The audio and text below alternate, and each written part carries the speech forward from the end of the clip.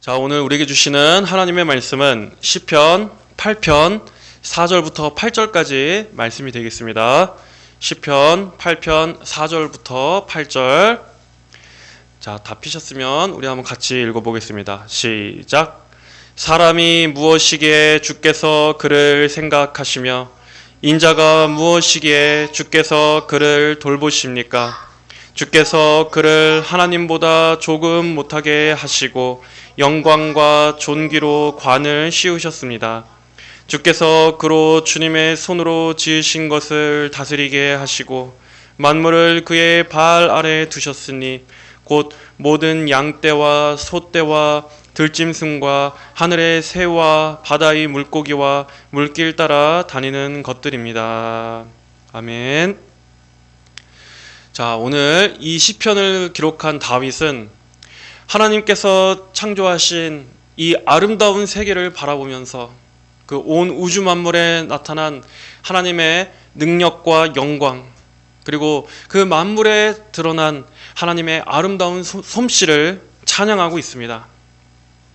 그러면서 동시에 하나님께서 하나님의 형상으로 지으신 그 인간을 얼마나 가치 있고 존귀하게 지으셨는지, 하나님께서 인간을 얼마나 그 지대한 관심과 그 세심한 애정을 가지고 인간을 얼마나 아름답게 지으셨는지를 놀라워하며 감탄하고 있습니다.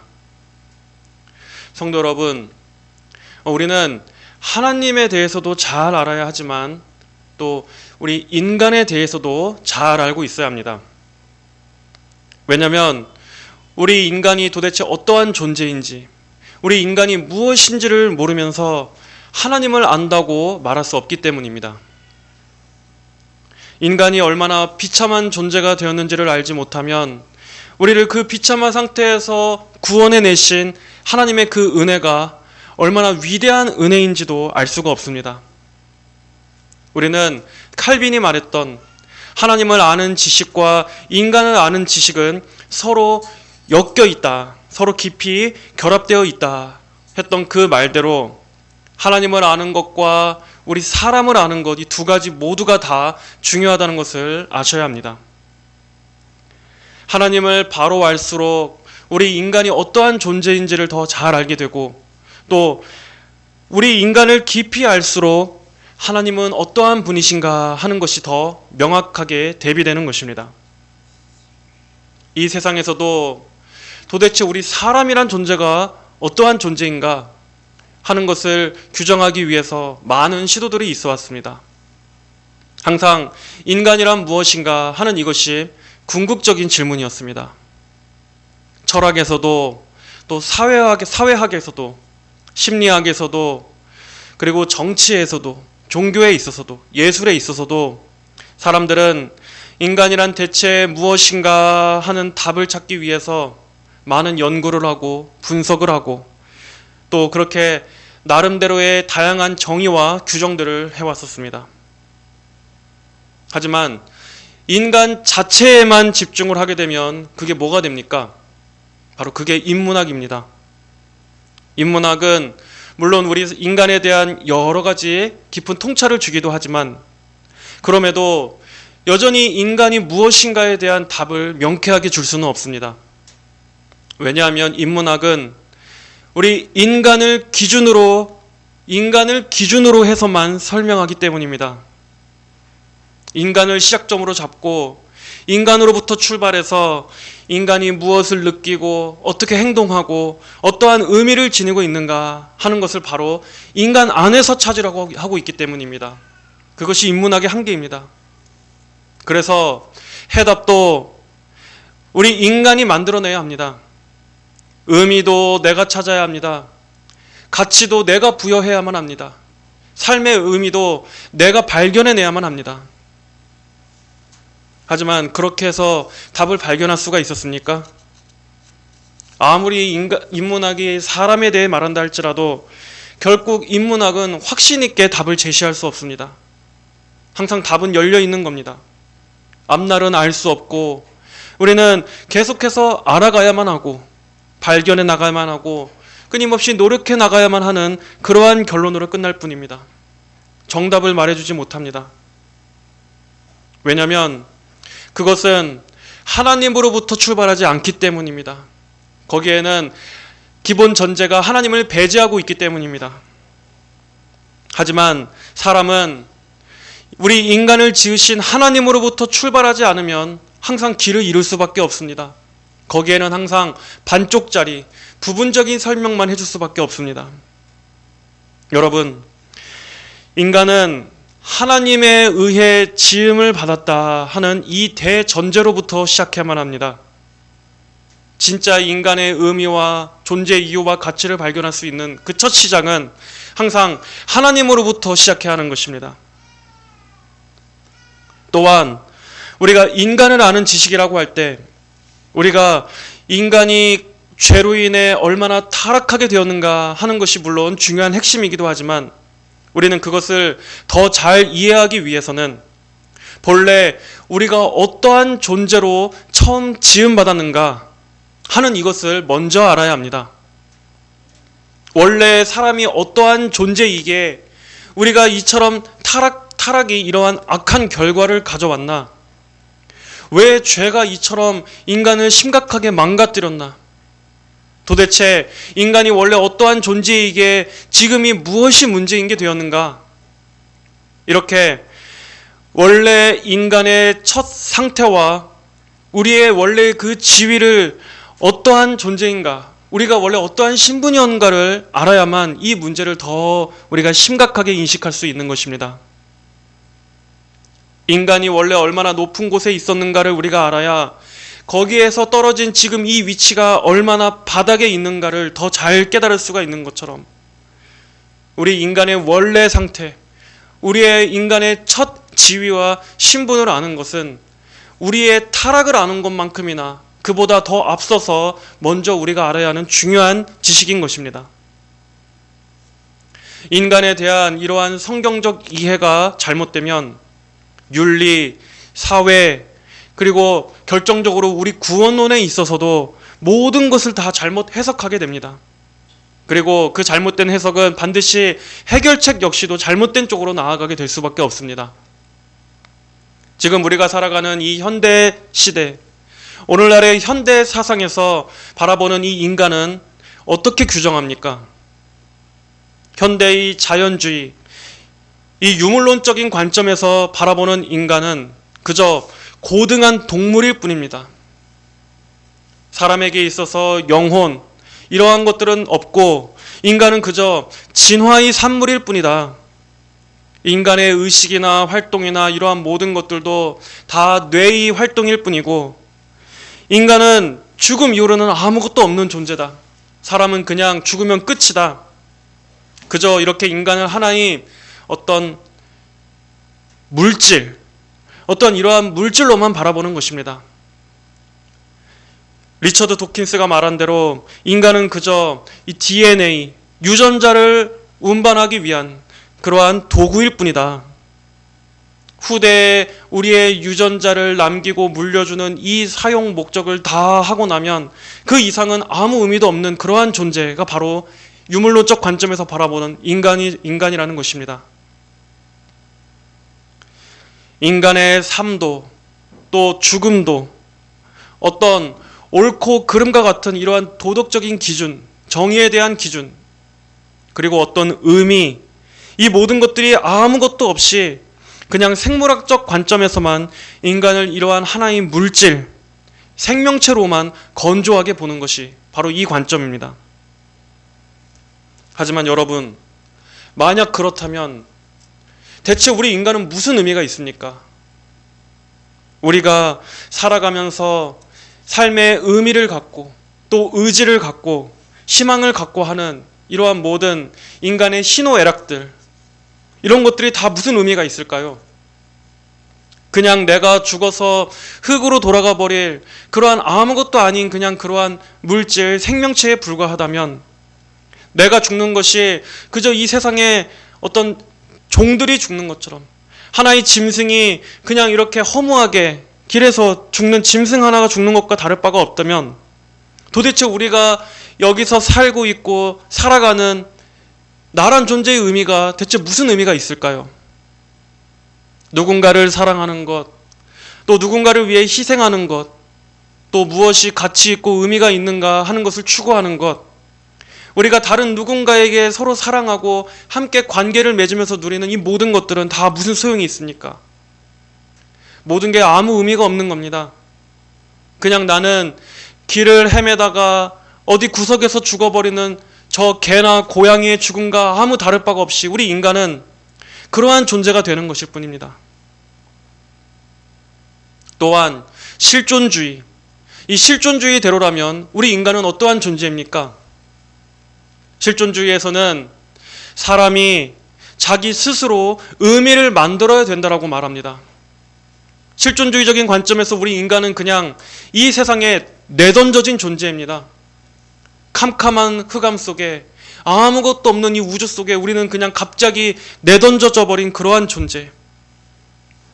그리고 인간은 어떻게든 여기서 의미를 찾고 의미를 발견해야만 하는 존재입니다. 그렇게 계속해서 자기의 실존을 자기가 발견해 나가는 그러한 막막한 존재. 이렇게 인간은 끊임없이 자기를 발견하기 위해서 자기의 존재의 이유를 찾기 위해서 분투하는 그러한 존재인 것입니다. 하지만 이 실존주의적 관점 역시도 허무하기는 마찬가지입니다. 역시 불안합니다.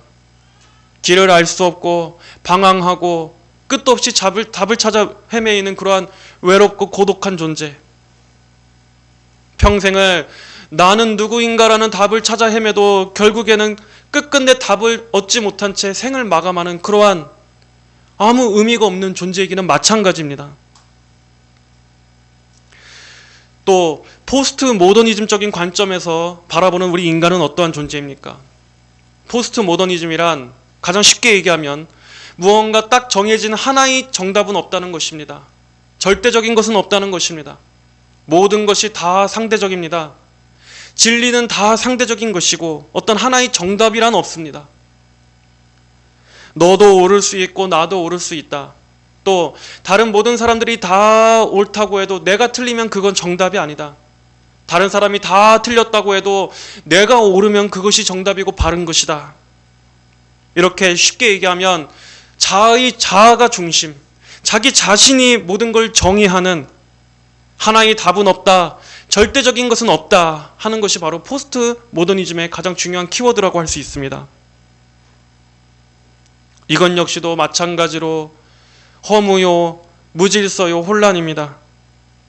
이러한 세상이 인간을 더 자유롭게 해줬냐면 아니요, 오히려 인간의 마음을 더 황폐하게 만들었습니다. 이 사회를 더 무질서하게 만들었습니다. 모든 것들을 더 붕괴시켰습니다. 내가 무언가를 옳다고 확신하는 것조차 회의적으로 만들고 그 어떠한 절대적인 하나의 옳다는 것이라는 걸 잃어버렸기 때문에 오히려 모든 그러한 오답 속에서 헤매일 수밖에 없는 그런 끝없는 미로를 만든 것입니다. 마지막으로 오늘날의 이 AI 시대, 지금의 이 기술 문명 시대에서 바라보는 인간이란 어떠한 존재입니까? 이러한 관점에서 우리 인간은 더 업그레이드 되어야 할 존재로 바라봅니다.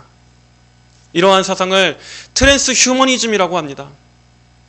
그 관점에서 바라보는 우리 인간의 현 상태는 무언가 결함이 있는 상태입니다. 하지만 그러한 인간을 점차 과학기술의 발전과 이런 바이오, 이런 생명공학을 이용해서 AI 기술을 통해 인간의 기술로서 현 인간이 가지고 있는 이러한 한계를 개선하는 것이 가능하다는 것입니다. 그래서 궁극적으로 인간을 어떠한 목적을 바라봅니까? 인간의 한계를 초월하는 그러한 어떤 완성을 향해 나아가는 인간으로 바라봅니다. 이거 역시도 큰 맥락에서는 진화론적 관점과 같은 맥락이라고 볼 수 있습니다. 인간은 계속해서 이렇게 진화해 나가고 진보를 향해 나아가다가 나중에는 병도 노화도 죽음도 극복하는 그런 완전한 단계로 나아가게 될 것이다. 우리는 인간의 모든 한계를 정복하고 마침내 신의 영역에까지 도달하게 될 것이다 하는 이것을 최종 목표로 삼는 바로 지금 시대는 이러한 방향을 향해 나아가고 있습니다. 하지만 여러분, 성경에서 말씀하는 인간의 가장 궁극적 문제는 무엇입니까? 한계가 아니라 죄입니다. 이러한 인간에게 있어서 가장 필요한 것은 무엇이겠습니까? 한계를 극복하고 진보해 나가는 것이 아니라 바로 구원입니다. 구속입니다. 이렇게 인간에 대한 다양한 견해들이 있지만 인간을 잘못 진단하게 되면 결국에는 해결 방안도 잘못 내놓게 되는 것입니다. 항상 인간은 이렇게 진정한 인간의 의미를 찾으려고 애써왔지만 하나님으로부터 시작하지 않으면 결국 정답과는 영원히 멀어지게 되는 것입니다. 그래요. 우리는 날마다 뉴스에서 다양한 사건, 사고들을 봅니다. 우리는 사람을 잔인하게 해치는 이러한 흉악 범죄들을 보고 또 서로 분노하고 미워하고 속여먹고 하는 이러한 다양한 인간 군상들을 보면서 어쩌면 우리는 인간을 이론적으로 이렇게 논하는 그러한 것보다도 우리는 사실 실제적으로 우리는 체험적으로 인간에 대해 더 잘 알고 있습니다. 우리가 날마다 살아가면서 만나는 사람들, 보는 인간들, 관계들 그런 것들을 통해서 우리는 인간이 정말 죄인이라는 것에 대해 이런 이론들보다도 우리는 훨씬 실제적으로 정말 잘 안다고 말할 수 있습니다. 인간이란 존재는 참 악하고 치를 떨 만큼 정말 못 믿을 존재구나. 정말 인간이라는 것이 세상에서 정말 귀신보다 더 무섭구나 하는 것을 우리는 너무나 잘 알고 있지 않습니까? 그러나 성도 여러분, 우리는 하나님께서 지으신 첫 사람은 원래 이렇지 않았다는 것을 우리는 알아야 합니다. 하나님께서 우리 사람을 지으셨을 때 원래는 우리 인간이 이렇게 악하고 잔인하고 악독한 존재로 살도록 우리를 그렇게 만드신 것이 아니라는 것을 우리는 알아야 합니다. 그러기 위해서 우리는 과연 원래 인간은 어떠한 존재인가를 아는 것으로 가봐야 합니다. 하나님께서 우리 인간을 얼마나 존귀하고 영광스러운 존재로 지으셨고 우리가 원래는 얼마나 아름다운 존재로 창조되었는가 하는 것을 우리는 알아야 합니다. 우리는 그러기 위해서 우리 인간의 첫 시작으로 가야 합니다. 그걸 알기 위해서 과거의 기원전 몇백만 년 전으로 돌아가야 하는 것이 아니라 우리는 어디로 가야 합니까?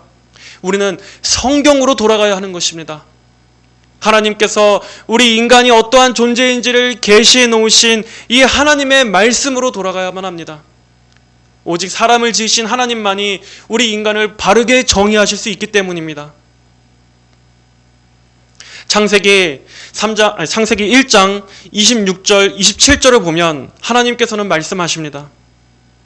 하나님께서 우리가 우리의 형상을 따라 우리의 모양대로 사람을 만들고 그들이 바다의 고기와 하늘의 새와 가축과 온 땅과 땅 위에 기는 모든 것을 다스리게 하자 말씀하시고 하나님께서 자신의 형상대로 사람을 창조하시되 하나님의 형상대로 사람을 창조하셨으니 그들을 남자와 여자로 창조하셨다.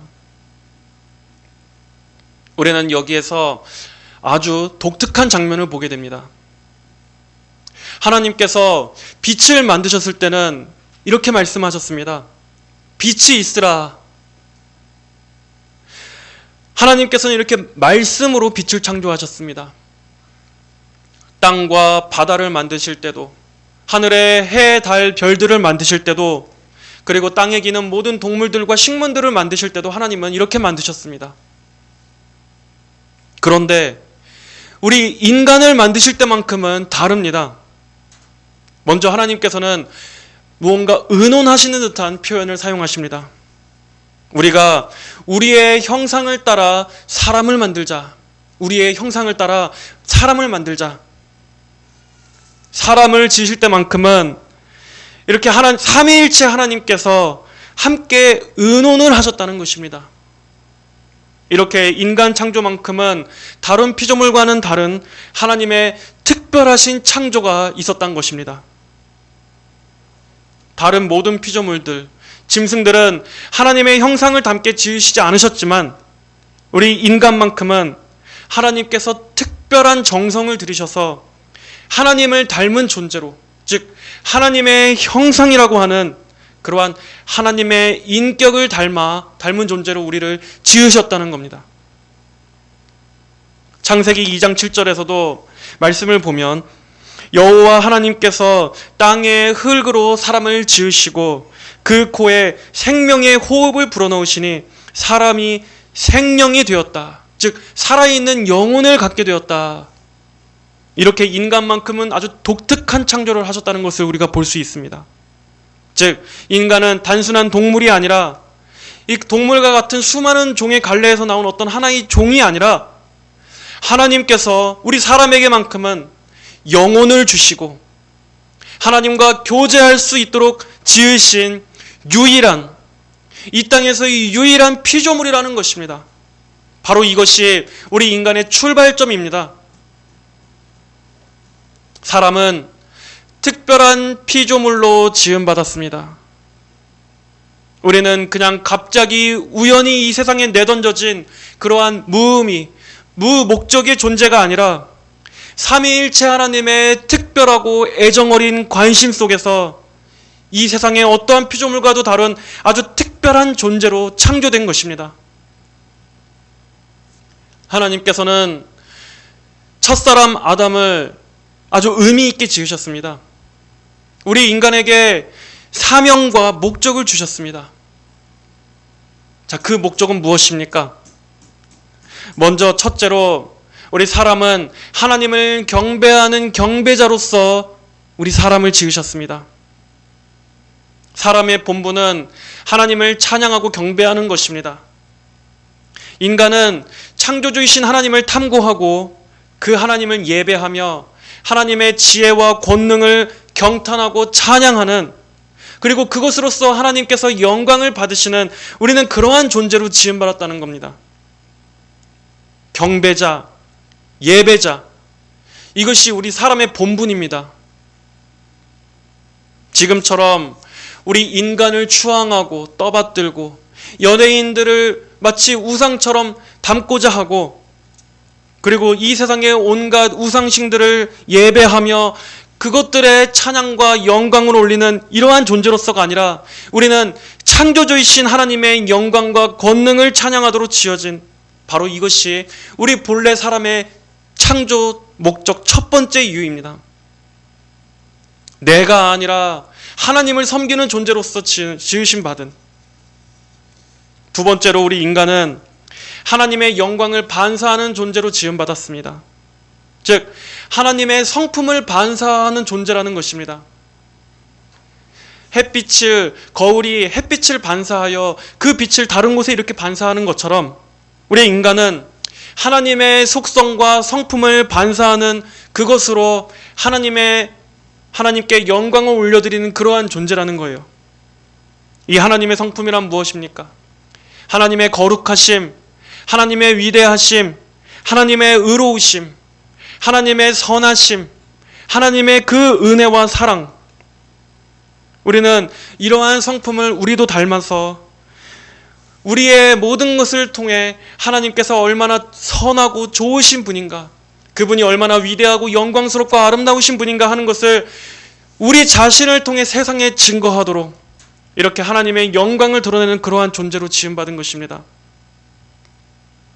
이러한 목적이 지금은 죄로 인해서 하나님의 영광이 아닌 마귀를 반사하는 존재로 이렇게 변질되었지만, 본래 우리 인간은 이러한 거룩함, 의로움, 선함, 도덕적인 이러한 또 사랑, 이러한 것으로 하나님의 어떠한 분이신가를 우리 자신의 존재 전체를 통해 반사하는, 우린 그러한 존재였다는 것입니다. 또한 세 번째로 우리 인간은 하나님의 형상대로 지음받았습니다. 하나님의 형상이라고 해서 마치 무슨 하나님이 겉모양을 가진 것처럼 하나님을 우리 역시도 하나님의 눈, 코, 입을 닮아 그렇게 외모를 닮게 지었다는 말씀이 아닙니다. 이것은 하나님의 인격을 닮아 존재하게 되었다는 것입니다. 즉 인격이란 지성과 감정과 의지를 갖고 있는 그러한 존재를 말합니다. 이러한 피조물 중에서 이러한 인격은 오직 인간만이 가지고 있다는 것을 아십니까? 동물들도 지능이 있고 또 나름의 의지가 있죠. 하지만 짐승은 온전한 의미에서, 제대로 된 의미에서 지정의를 갖고 있는 인격체라고 말할 수 없습니다. 인격이라는 것은 오직 우리 사람에게만 있습니다. 왜냐하면 하나님께서 인격을 가지신 분이기 때문입니다. 하나님은 하나님의 인격을 닮은 인격체로서 오직 인간에게만, 하나님께서 이성을 가지시고 계시고 도덕적인 의식을 갖고 계시고 하나님은 계획과 작정과 의지를 행하시는 그러한 분인 것처럼 우리 인간도 하나님의 형상대로 지음받았다는 것은 바로 이러한 하나님의 인격적인 속성이 우리 안에도 있는, 하나님께서 그렇게 지으셨다는 것입니다. 그리고 인간이 갖고 있는 이러한 지정의의 이러한 요소들은 하나님을 사랑하기 위해서 하나님을 사랑하라고 주신 것입니다. 하나님과 관계하도록 주신 것입니다. 이것을 통해서 사람은 이성을 통해 하나님을 바르게 알아가고 감정을 통해 하나님을 사랑하고 하나님으로 충만하며 또 모든 의지를 바라여 하나님을 향하여 살아가는 존재로 살아가게끔 하나님께서 우리를 그렇게 지으신 것입니다. 또 우리 인간은 만물의 통치자로서 지음받았습니다. 원래 우리 인간은 지금처럼 이렇게 자연에 굴복하고 자연 앞에서 무력한 존재가 아니었습니다. 사나운 맹수들에게 잡아먹힐까를 두려워하고 우리 자신을 짐승의 위협으로부터 생존하기 위해 몸부림치는 이러한 약한 존재가 아니었습니다. 오히려 하나님께서는 어떻게 말씀하셨습니까? 창세기 1장 28절에 하나님께서 그들에게 복을 주시며 말씀하시기를 생육하고 번성하며 땅에 충만하고 그것들을 정복하여라. 그리고 바다의 고기와 하늘의 새와 땅 위에 움직이는 모든 짐승을 다스려라. 인간은 오히려 짐승들보다 더 높은 위에 있어서 모든 피조물들을 다스리고 정복하고 통치하는 그런 위치를 부여받은 존재입니다. 그것은 하나님의 그 통치, 다스리심, 그러한 속성을 우리에게 위임해 주셨다는 뜻입니다. 하나님께서 이 세상의 창조주로서 이 권위와 그런 통치의 권위를 갖고 계신 것처럼 우리는 그것을 위임받아 하나님의 통치를 대리 통치함으로써 그러한 하나님의 다스리심을 이 땅에 구현하는 그러한 인간. 그래서 자연 역시도 인간이 적이 아니었습니다. 노동도 원래는 저주가 아니었습니다. 우리는 청지기로서 이 땅을 경작하는 데 있어서 일과 예배도 전혀 분리되지 않았습니다. 일이 지금처럼 고통스럽고 힘겹고 저주받은 그런 것이 아니라 이 땅을 경작하고 다스리고 일을 하는 것이 곧 예배인, 이렇게 모든 것이 서로 조화를 이루는, 우리는 원래 그러한 존재였었습니다. 그런데 그랬던 것들이 다 죄로 인해서 어떻게 된 것입니까? 자연은 사람을 공격하는 무서운 환경이 되었습니다. 우리는 이 척박한 땅과 이 환경 속에서 어떻게든 땀을 흘려야, 수고해야만 겨우 살아갈 수 있는, 그렇게 치열하게 살아가는 그러한 존재가 되었습니다. 일도 고통과 저주가 되지 않았습니까? 그리고 가장 중요한 우리 인간의 위치, 모든 피조물 중에 최상위에 있던 그런 영광스러운 지위에서 이제는 짐승보다도 더 못한 상태로, 짐승보다도 더 동물적인 욕구를 가지고 사는 그러한 정말 밑바닥으로 우리는 이렇게 전락하게 된 것입니다. 마지막으로 우리 인간은 하나님과의 교제의 대상자로서 지음받았습니다. 에덴 동산에서는 하나님과의 교제가 일상이었습니다. 아담은 하나님을 두려워하지 않았습니다. 하나님이 무서워서 숨거나 피하지 않았습니다. 에덴 동산에서 하나님과 아담의 관계는 날마다 즐거이 교제하는 관계였고, 날마다 그 하나님의 임재를 배움는 관계였고, 하나님과 매일 대화하며 그 하나님의 음성을 가까이서 들을 수 있는 그러한 관계였습니다.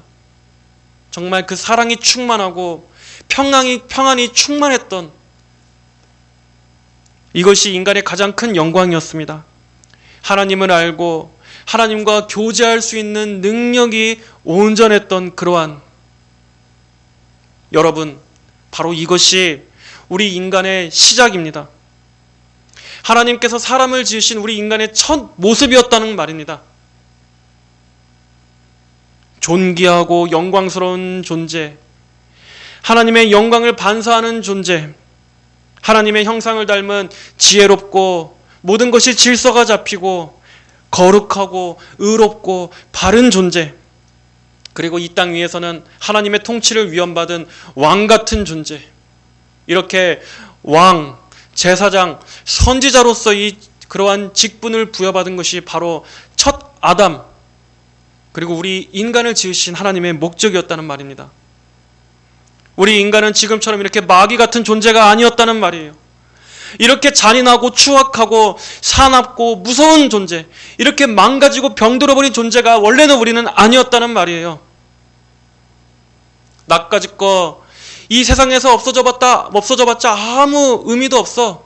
이 우주 속에 먼지 같은 내가 하나 죽어봤자 무슨 의미가 있어. 나 같은 건 아무 존재 가치도 없어. 이러면서 스스로 생을 끊는 그러한 비참한 자기의식이 원래 우리는 아니었다는 것입니다. 인간은 사람과의 관계 이전에 먼저 이렇게 하나님과의 관계에 있어서 참 의미를 가진, 우린 참으로 소중한 존재였습니다. 우리는 참으로 영광스럽고 아름다운 존재였습니다. 지금같이 이렇게 저급한 욕망들을 위해서 태어난 것이 아니라 우리는 더 고귀한 목적을 위해서 하나님께서 우리를 이 세상에 태어나게 하셨다는 것을 알아야 합니다. 우리는 비참한 존재가 아니었습니다. 우리는 정말 소중한 존재였습니다. 그런 인간이 바로 죄 때문에 이렇게 망가져버린 것입니다. 하지만 하나님께서는 결코 우리를 그렇게 살라고 보내신 게 아닙니다. 내가 오늘 이 시대, 이러한 나라, 이러한 시대, 이러한 상황 가운데 내 모든 환경 속에 나를 지금 하나님께서 이 세상에 태어나게 하신 것은 우리로 하여금 더 존귀한 목적을 위해 살라고 하나님은 우리를 그렇게 의미 있게 보내셨어요. 그래서 예수님께서 하신 일이 뭡니까? 바로 우리를 그러한 원래의 지위와 원래의 그 영광과 아름다움을 회복시키시기 위해서 예수님이 오신 겁니다. 구원이 그저 죽어서 천국에 가는 것만이 다가 아니라 바로 이 무너진 하나님의 형상을 다시 온전하게 회복시키시는 그것이 구원의 또 다른 중요한 측면인 것입니다. 여러분, 인간이 원래 어떠한 존재인지를 아는 것은 굉장히 중요합니다. 결국 우리 인간의 안에 내재하고 있는 그 모든 갈망은 결국 우리의 원래의 그 첫 상태, 저 에덴 동산에서 누렸던 그 아름다웠던 때를 추억하는 거기에서 나오는 것입니다. 하나님과 교제하던 그 평안의 때, 그 즐거움의 나날들, 그 왕적으로 선지자적이고 제사장적인 임무를 부여받았던 그 원래의 존귀했던 신분, 그때의 그 영광과 아름다움에 대한 그리움이 우리 인간 안에는 지금도 남아있는 것입니다.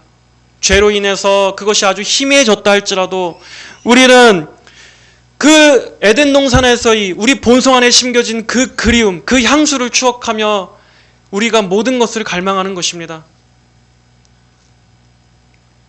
내가 이 세상에서 채워지지 않는 어떤 결핍도 다 그때를 그리워하는 것입니다. 하지만 우리는 죄 때문에 그것이 어떠한 식으로 왜곡돼서 나타납니까? 하나님을 섬기는 목적이 아닌 내가 왕이 되고 내가 내 힘으로 이 세상에 에덴을 만들려고 하고 하나님 없이 내 힘으로 다시 그때의 그 존귀함과 영광을 누리고자 애쓰는 그러한 식으로 왜곡돼서 나타나지 않습니까?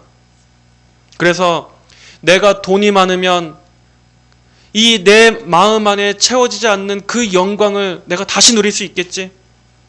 내가 성공하면 내 마음속에 이상향으로 꿈꾸고 있는 내 마음의 저 기억 어딘가에 있는 그 에덴을 내가 회복할 수 있겠지.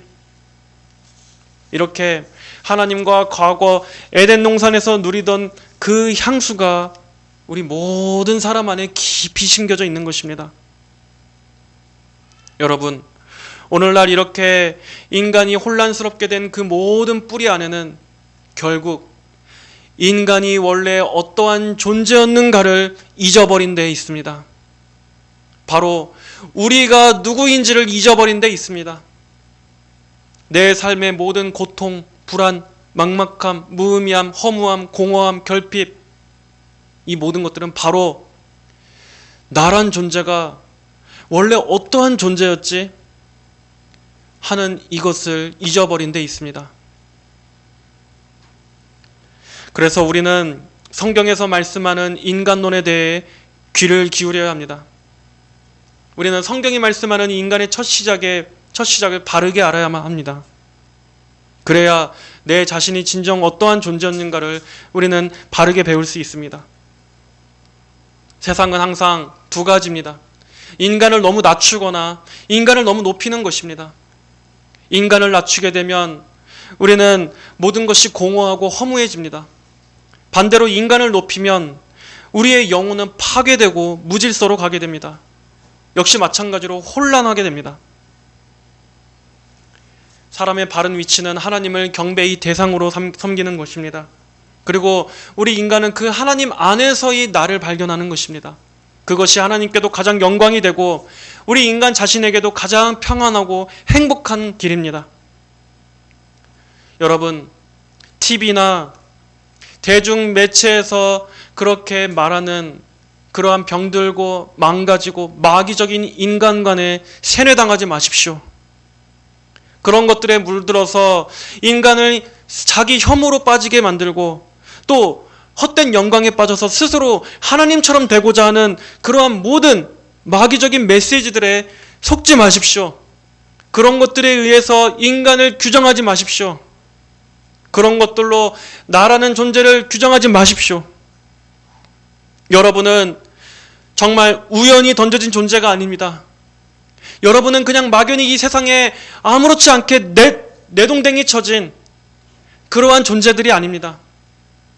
알코올, 마약, 도박, 포르노 이러한 것들에 중독돼서 평생을 이 죄에 질질 끌려다니는 그러한 노예로서 살라고 하나님께서 여러분을 그렇게 만드신 게 아닙니다. 쓸쓸하고 외롭게 홀로 죽어가는 그러한 고독사, 그러한 비참한 그러한 운명으로 인생이 끝나게 되도록 하나님은 그렇게 살라고 우리를 만드시지 않으셨습니다. 인생이란 참 뭐 같아? 참 사는 건 참 뭐 같은 거야? 이렇게 욕짓거리를 내뱉으면서 그렇게 자기 파탄으로 향해 나아가도록 그렇게 인생을 저주하며 살아가도록 하나님은 우리 사람을 그렇게 만드시지 않으셨습니다. 우리는 원래 그러한 존재로 태어나지 않았습니다. 우리는 더 존귀한 목적을 위해 살도록 지원받은 우리는 아주 귀중한 존재입니다. 진화론자들은 인간이 원래는 가장 원시적이고 미개한 상태에서 우리 인간은 점점 더 진화해 나가는, 점점 더 위로 올라가는 존재라고 말하지만 아니요. 결코 그렇지 않습니다. 우리 인간은 가장 높은 곳에 있던 존재였습니다. 우리 인간은 가장 아름답고 존귀했던 존재였습니다. 우리 인간은 가장 최상위의 신분과 지위에 있던 존재였습니다. 바로 그 지위에서 가장 밑바닥으로 곤두박질 친 것입니다. 가장 아름다운 자리에서 가장 하찮고 볼품없고 망가지고 마귀적이고 비참해져 버린 상태로 추락해 버린 상태. 하나님의 안에서 가장 영광스러운 그 신분에서 우리는 가장 낮은 밑바닥으로 추락한 것입니다. 하나님을 떠났기 때문에, 하나님을 버렸기 때문에, 하나님의 창조 목적과 질서대로 사는 것을 거부했기 때문에.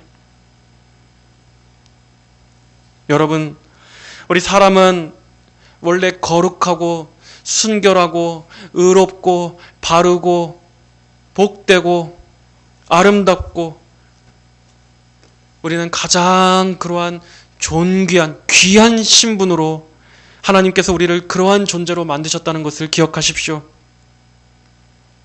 그리고 예수님의 사역은 바로 그러한 인간을 다시금 온전하게 회복시켜 주시기 위해서 오셨습니다.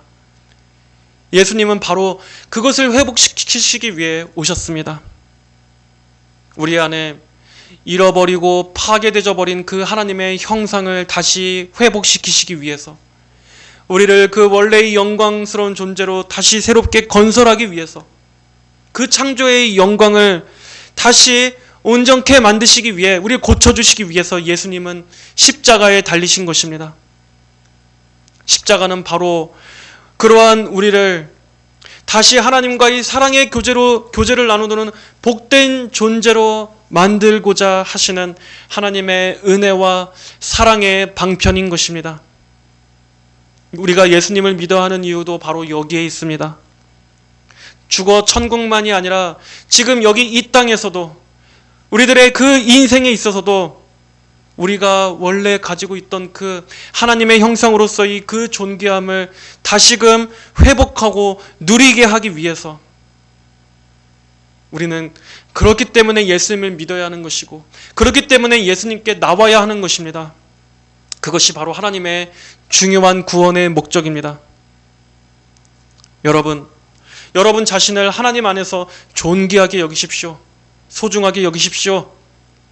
이 세상이 말하는 그 반쪽불인, 그 부분적인 인간에 대한 잘못된 그러한 정의, 또 거기에서 더 나아가 인간에 대해 아주 우리 인간을 절망스러운 존재로 만들어버리는 그러한 마귀의 메시지들에 귀를 기울이지 마시고 성경으로 돌아오시기 바랍니다. 성경에서 말씀하는 그 인간의 첫 시작을 보시기 바랍니다. 그리고 우리에게 진정한 구원과 회복의 은혜를 주실 수 있는 그 하나님을 찾으시기를 바랍니다. 그 목적을 이루시기 위해 오신 그 예수님께로 나아오시기를 바랍니다. 이 말씀을 들은 모든 분들이 예수님을 통해서 우리 인간 본래의 그 창조의 영광과 그 아름다움을 다시 회복하게 되시기를, 새 생명을 얻고 본래의 그 하나님의 형상으로서의 그 회복되는 그 복음으로, 복음에 귀 기울이게 되시기를 우리 주님의 이름으로 축복합니다. 하나님 아버지 감사합니다. 아버지, 이 세상은 참으로 우리 인간에 대한 그러한 잘못된 인식을 심고 있습니다. 우리 인간을 정말 하찮고 무의미한 존재, 정말 이 짐승만도 못한 정말 아무 의미 없는 쓸모없는 인생들로 우리를 가스라이팅하거나 또는 우리 인간을 과대하게 정말 신적인 존재로 숭배하게 만드는, 아버지, 이렇게 세상은 성경의 말씀이 아닌 양극단의 가르침을 우리에게 날마다 주입시키고 있습니다. 하나님, 그러나 정말 인간이 있어야 할 그 바른 위치, 바른 인식은 하나님의 계신 성경 말씀만이 우리에게 줄 수 있습니다. 우리를 지으신 하나님께 나아갈 때만이 하나님만이 우리에게 정답을 말씀해 주실 수 있습니다. 하나님 아버지, 인간에 대한 이러한 잘못된 모든 이러한 사상들에 우리가 흡수되지 않게 하여 주시고, 이러한 것들에 물들지 않게 하여 주시고, 아버지, 하나님의 말씀 안에서 우리를 찾게 하여 주시옵소서. 말씀 안에서 내가 얼마나 참으로 의미 있고 존귀한 존재인지를 발견하게 하여 주셔서 정말 그 하나님께 나아올 수 있는 그러한 마음을 주시기를 간절히 기도합니다. 하나님의 회복을 갈망하는 마음을 주시기를 간절히 기도합니다. 하나님께 나아가고자 하는 그러한 마음을 우리 모두에게 부어 주시옵소서. 우리를 그 하나님의 아름다운 형상으로 온전히 회복시켜 주시옵소서. 감사드리며 살아계신 예수님의 이름으로 기도합니다. 아멘.